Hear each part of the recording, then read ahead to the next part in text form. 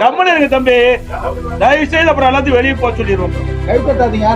இது பேட்டி கொடுக்குறாங்கள, அவர்களுக்கு திறமை இல்ல, எங்களுக்கு திறமை இருந்தது. நாங்க ஆட்சி செய்கின்ற பொழுது 5,18,000 கோடி தான் கடன் இருந்தது. எந்த 5.5 லட்சம் கோடி கடன் இருக்கின்ற ஒரு சூழலை ஏற்பட்டுள்ளது.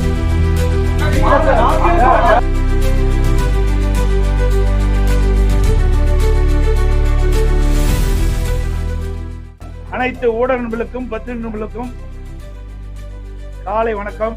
தலைவர் பாரத ரத்னா புரட்சி தலைவர் டாக்டர் எம்ஜிஆர் அவர்களின் 109வது பிறந்தநாள் விழா தமிழக அனைவருக்கும் மகிழ்ச்சி தரும் ஒரு பொன்னான நாள். சட்டமன்ற பொதுத் தேர்தல் 2026 அனைத்து இந்திய அண்ணா திராவிட முன்னேற்ற கழக முதற்கட்ட தேர்தல் வாக்குறுதிகள். தமிழ்நாட்டின் 17வது சட்டமன்ற பேரவைக்கான பொது தேர்தல் விரைவில் நடைபெற உள்ளதை முன்னிட்டு மக்கள் நலன் ஒன்றை மட்டுமே குறிக்கோளாக கொண்டு செயல்பட்டு வரும் அனைத்து இந்திய அண்ணா திராவிட முன்னேற்ற கழகத்தின் சார்பில் அளிக்கப்படும் முதல் கட்ட தேர்தல் வாக்குறுதிகள். வாக்குறுதி எண் 1, மகளிர் நலன் குலவிளக்கு திட்டம். சமூகத்தில் பொருளாதார சமநிலையை உருவாக்கிட குலவிளக்கு திட்டத்தின் மூலம் அனைத்து குடும்ப அட்டைதாரர்களுக்கும் ஒவ்வொரு மாதமும் உதவித்தொகையாக ரூபாய் 2000 வழங்கப்படும். இத்தொகை குடும்ப தலைவரின் வங்கி கணக்கில் செலுத்தப்படும்.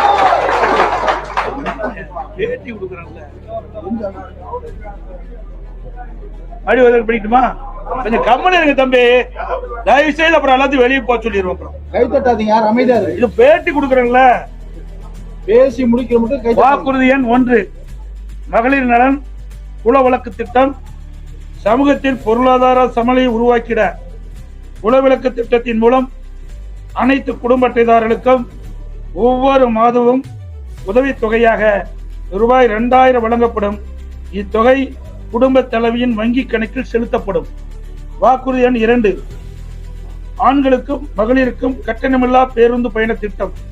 நகர பேருந்தில் பயணம் செய்யும் ஆண்களுக்கு கட்டணமில்லா பேருந்து பயண திட்டம் செயல்படுத்தப்படும். ஏற்கனவே நடைமுறையில் இருக்கும் நகர பேருந்துகளில் பயணம் செய்யும் மகளிருக்கான கட்டணமில்லா பேருந்து பயண திட்டம் தொடர்ந்து செயல்படுத்தப்படும். அறிவிப்பெண் 3, அனைவருக்கும் வீடு அம்மா இல்லம் திட்டம். அம்மா இல்லம் திட்டம் மூலம் கிராமப்புறங்களில் குடியிருப்பதற்கு சொந்த வீடு இல்லாதவர்களுக்கு அரசே இடம் வாங்கி கான்கிரீட் வீடுகள் கட்டித்தரப்படும். அதே போல நகர பகுதியில் சொந்த வீடு இல்லாதவர்களுக்கு அரசே இடம் வாங்கி அடுக்குமாடி வீடுகள் கட்டி அம்மா இல்லம் திட்டம் மூலம் விலையில்லாமல் வழங்கப்படும். அதை போலவே ஒரே குடும்பத்தில் வசிக்கும் பட்டியலின மக்கள் அவருடைய மகன்கள் திருமணமாகி தனி குடித்தனம் செல்கின்ற போது அரசே இடம் வாங்கி அவர்களுக்கு கான்கிரீட் வீடுகள் கட்டித்தரப்படும். அறிவிப்பெண் 4, 100 நாட்கள் வேலை வாய்ப்பு திட்டம் 150 நாட்களாக உயர்த்தப்படும். 100 நாட்கள் வேலை வாய்ப்பு திட்டம் 125 நாட்களாக உயர்த்தப்படும் என்று மத்திய அரசு அறிவித்துள்ளது. கிராமப்புறங்களின் வளர்ச்சிக்கான இத்திட்டம் 150 நாட்கள் வேலைவாய்ப்பு திட்டமாக உயர்த்தப்படும். அறிவிப்பெண் 5, அம்மா இருசக்கர வாகனம் வழங்கும் திட்டம். மகளிருக்கு ரூபாய் 25,000 மானியத்துடன் 5 லட்சம் மகளிருக்கு அம்மா இருசக்கர வாகனங்கள் வழங்கப்படும். தேர்தல் அறிக்கை தயாரிக்கும் குழு மண்டல வாரியாக பலதரப்பட்ட மக்களை நேரில் சந்தித்து அவர்களின் கோரிக்கை மனுக்களை பெற்றுள்ளனர். இப்பணி நிறைவடைந்ததும் அனைத்து இந்திய அண்ணா திராவிட முன்னேற்ற கழகத்தின் சார்பாக குழு தயாரிக்கப்பட்ட அறிக்கையை அறிவிப்புகளாக வெளியிடப்படும் என்று மகிழ்ச்சியுடன் தெரிவித்துக் கொள்கிறேன்.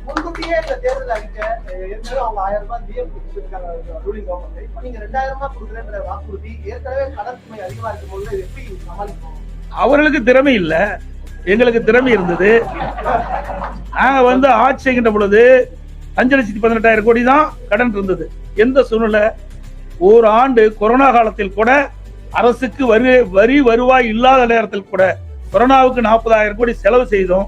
நாங்க திறமையா நிதி கையாண்டு நிதி சுமை இல்லாம நிதி சுமை குறைவாக இருக்கின்ற சூழ்நிலை நாங்கள் உருவாக்கி தந்திருக்கிறோம். ஆனா திராவிட முன்னேற்ற கழக அரசு பொறுப்பேற்ற பிறகு இந்த நிதி மேலாண்மை அமைப்பை ஏற்படுத்தி நிபுணர் குழு அமைக்கப்பட்டு அந்த நிபுணர் குழு மூலமாக கடன் குறைக்கப்படும், வருவாய் உயர்த்தப்படும் சொன்னாங்க. ஆனா அதுக்கு நேர்மாறாக நிபுணர் குழு அமைக்கப்பட்ட போது கடன் தான் அதிகரிச்சிருக்குது. சுமார் இந்த ஆட்சி முடிகின்ற தருவாயில் 5.5 லட்சம் கோடி கடன் இருக்கின்ற ஒரு சூழலை ஏற்பட்டுள்ளது.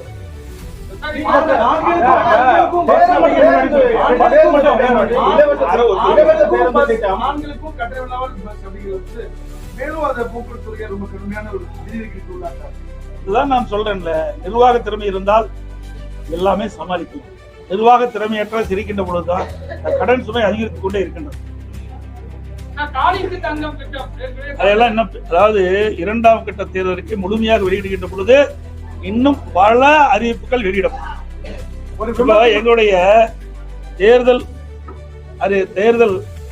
அறிக்கை தயாரிக்க குழு ஒவ்வொரு மண்டலமா போயிட்டு இருக்காங்க, மக்கள்கிட்ட மனு வாங்கிட்டு இருக்காங்க. இப்போ இன்னும் கோயம்புத்தூர் மண்டலத்துக்கு போகுது. அங்க போய் பலதரப்பட்ட மக்களை சந்தித்து அவருடைய கருத்துக்களை விண்ணப்பம் மூலமாக பெற்று அதையெல்லாம் சேகரித்து அந்த அறிக்கையாக தயாரிக்கப்பட்டு அது ஆய்வு செய்யப்பட்டு அந்த அடிப்படையில் மக்கள் என்னென்ன நினைக்கின்றார்களோ அதை எங்களுடைய தேர்தல் அறிக்கையில் இடம்பெறும்.